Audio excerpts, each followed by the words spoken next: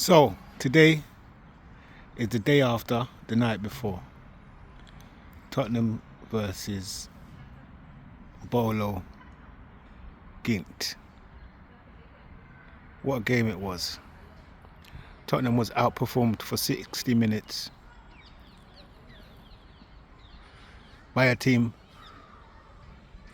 possibly 60 to 70 positions lower than them. I'm trying to think, if Bodo Glimt was a Premier League team, whereabouts would they be in the table? I would say maybe what? Between 12th and 18th, or 12th from bottom. And I know them being in the Champions League is possibly a cup final every game for them.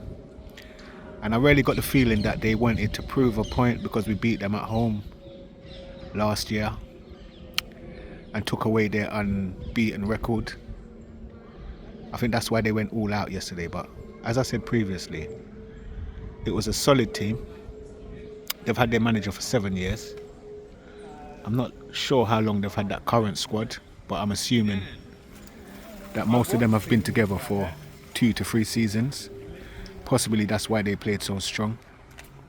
Like, we know their history says they're not a pushover team anyway. Everybody can say what they want. Oh, we should have been doing this, or we should have been doing that.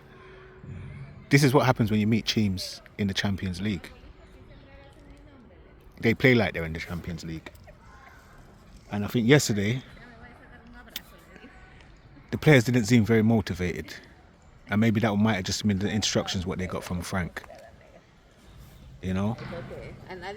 The pitch was horrible.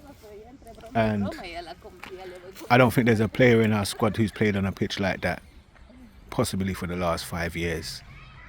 Maybe only probably someone like Bergvall, maybe. And maybe Oldemar.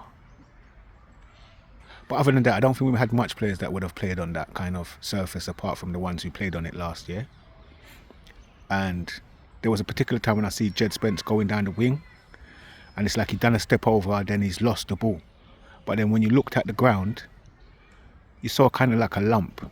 You know, like sometimes what you would see in a carpet when something's dragged along the carpet and it kind of raises a little bit. That's what I saw. So those conditions are possibly hard to play on. But I do believe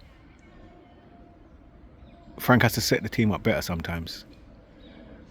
I think we gave Bolo way too much respect yesterday. And I think we've given a lot of teams respect this far in the season. Allowing teams to come onto us and try and play on the counter-attack or wait for a mistake or force a mistake. We've got to bring the game to teams. Do you know what I mean? That's how you become a dominant team. I'm not saying that we're always going to be dominant, but I think we can be much more dominant than we was yesterday. And going forward, I think that's the approach that the team and Frank needs to make. And he's got to be a bit more courageous with some of these changes what he's making, man. Do you know what I mean? Like, I know football to be, first rule, you don't change a winning team. Yeah, and last week we won. And even on the weekend we drew, but I think first half we played better. So we've got to use those things to develop and progress. Now, I know it's hard to make a striker out of Richie, because when you look at his whole career, he's done a lot more coming off of the left. And possibly, I think maybe on Saturday, put Shabby as a 10, play Richie on the left, put Tell up top, and that should create some opportunities and some chances, you know, because we need a win before the international. And the only way to get a win is by going and winning and setting up the team as strong as possible. I don't think we should see Bentancur and Paulinho in the middle together unless we're playing one of the elite teams or the top 6 teams. That's just my personal opinion. I think Archie Gray has come on leaps and bounds and it's time for him to get a bit more game time now. Like, everyone was saying they didn't really hear Sarr's name yesterday. But what do you expect? Frank has taken a player that was playing fairly good, fairly well, scoring goals, being a nuisance to other teams, and he took him out of the team. And then he got a slight injury and he had to wait to come back into the team. So of course it's going to have an effect on him. Do you know what I mean? Bergvall, same thing. I think he created one opportunity yesterday, which a lot of people are saying Richie should have put away and he should have finished. But as a striker, if you think the defender's going to get there first, then you ain't going to be as engaged as you're supposed to be, because potentially you could have fouled him. So I don't know with that one. But then other than that, you didn't really hear Bergvall in the game. And I think this is what happens when we don't allow these young players to develop. And we put a lot of pressure on them, and he's so good and he's so this and he's so that. Just allow the young man to play his game. Do you know what I mean? And he will come good again. I'm not saying he's had a complete mare, but he's not playing like we've seen. So maybe it's time for a little change in the midfield, you know? Bring Archie in there, because he drives, he plays forward, and he's always looking to play a forward pass, just like Paulinho.